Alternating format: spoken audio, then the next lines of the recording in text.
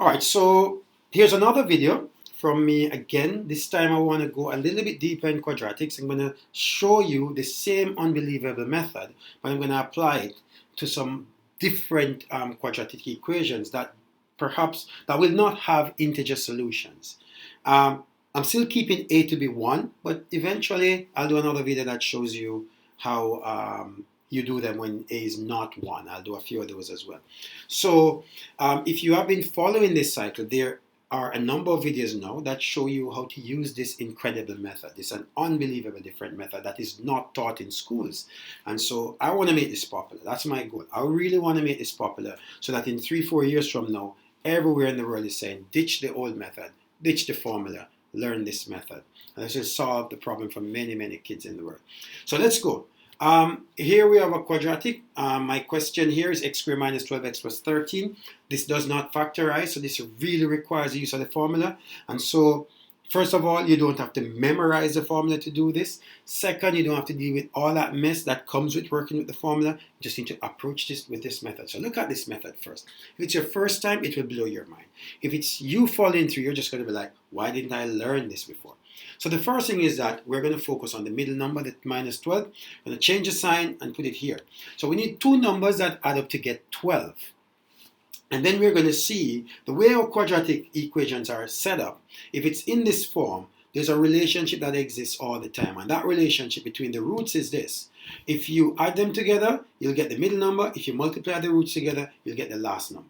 That's just the way quadratic equations have been set up from time in its conception. This is how it works. So we're using that to figure this out. But normally in school, your teachers will let you start off with the end point. It will say to you, look for numbers that multiply to get you 13, and then see if they add up to. Find the pair that adds to the middle number. Here we're switching this. This is a Babylonian approach, so just watch it. So first step, we need to find two numbers that add up to get 12, and these are the two numbers. Believe it or not, these are the two numbers. We just need to think of an m, and we always get those two numbers. Now, our situation is that we don't know what two numbers these are as yet. So we're going to have to find out what this m is. Because we know, now if you're wondering how does this work, think of a number m. Let's say m is 2. What's 6 minus 2? 4. What's 6 plus 2? 8. 8 plus 4? 12. It doesn't matter what m is. When you add these two together, it will always give you 12. Try other numbers and you'll see what I mean. It always works.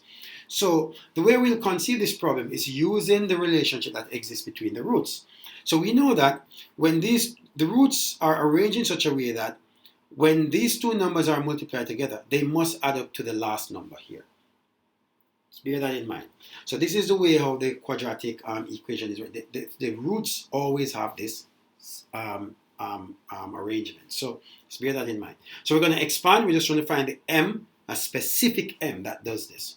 So we expand and we get 36 minus m squared is 13. We continue with the solution. We get m squared is 23 because we're going to have to rearrange. The m squared is going to go here. The 13 is going to go here. And that's how it works. So we're going to find the root, which is root 23. I've already explained in another video why we don't need to go for the plus or minus, simply because the plus or minus does not make a difference in the solution. So I don't want to go through that again, but it doesn't matter. Just pick one and use it. To get our final answer, because we're finished, we just need to replace the m here. And problem is done. Just replace the m. Problem is done. Done. 6 minus root 23, 6 plus root 23. Done. Kalas. Let's try another one. So here I'm throwing in another one, but this time the one I'm doing has m, the middle number to be 5, and that will present some problems when we begin to do the second step in this problem. If you're beginning to understand, you'll see what you'll think about that. Same thing, we're going to find two numbers that add up to get 5, and then when we multiply those two numbers, they should give us 3. That's how the roots are organized. So in order to get that, we need to divide by 2 anyway. So half of 5, so 5 over 2. We use fractions here. Fractions make life a little bit easier on this problem. It doesn't matter what we do. These two will always add up to 5. Okay, that's 2.5. That's 2.5. Doesn't matter what m is. Always work. You could check it with any number. Always works. So we still need to approach it. We want to find, we know that if we multiply these two numbers together, they should equal to the root at the other end. These two numbers, which when multiplied together, should give us 3 at the end.